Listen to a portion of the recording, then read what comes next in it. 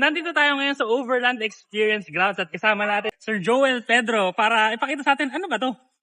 Ganun talaga yan. So, Overland Experience Grounds is our effort Okay. to widen overlanding. So, kasi, di ba, you already know all the brands.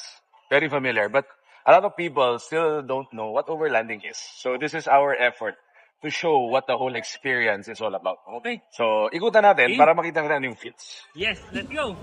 So ito, very familiar ako sa brand na to, Old Man EMU. So, yung gusto natin pakita dito, kinolate natin. So, we have all the brands na hindi lang roof tents and awnings. Diba? We have floor boxes, meron tayong mga Pia lights, and then of course, TJM, ARB. Yan yung mga, kumbaga, anong mga gamit na pwede ikabit sa kotse. Siyempre, kailangan ko rin itulak yung sarili natin bangko. Yung Overland Kings, meron tayong outpost. Okay. Yun yung mga bagong canopy camper naman. Yung mga new system technologies na, sa, kumbaga, in between siya ng malalaking trailer at saka ng normal na roof tent. Oh, okay. Mamaya Okay. silipin Sige, natin. tingnan natin. Okay. So Pia, nandito rin pala, no?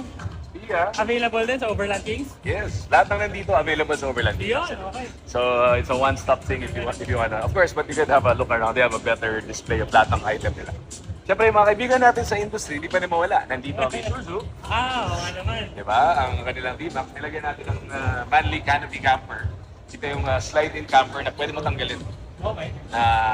Kunyari di gusto Oh, mo may siya. paa siya. So Yes. yung weight, okay, mas stable. So, dalawang ways yan. No? Ito, pag may paa, pwede mo siyang tanggalin sa kotse.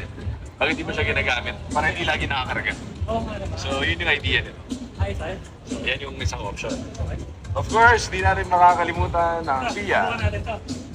Actually, may horn battle dito kasama si Marco. Maganda yan, Pia. Okay na yan. Okay, let's go. Ay, ito, meron akong tatanungin. Kasi ang ganda ng setup na to, no? Pero Alam ko pwede na. ko ba ito iuwi? Hey! Bilis ang mata. Mabilis ang mata. Alam mo na kaagad ah. So, ano nangyayari naman dito? So, alam mo na mas mahal yung bisikleta kaysa sa kotse, no? Uy, nako. You know, this is of course, we know this is the brand new RAV4. Okay. Toyota helped us out with this one. So, nilagyan lang natin yung adventure model ni RAV4. Kasi ito yung mga bagong hybrid cars. Wait lang, available din to sa... Yes. Wow. Momo. Momo, wow. Yes, Okay. Momo and are available at Overland Kings. So, Okay. kasama yan sa list of rims and tires na meron tayo. Okay, so hanggang kailan tayo, ano? Kasi after nyo, kukunin ko na. Alin, yung bike o yung kotse? Yung bike. Hanggang Sunday tayo dito, guys. Okay, Hanggang so Sunday. Monday, nasa akin na yan. So, hanggang Monday, para hindi na makuha. Next natin. So, Okay, ano ito, next. power station. Ito yung pinakamalupit sa buong show. Okay. Kasi ito lang yung booth na nagbebenta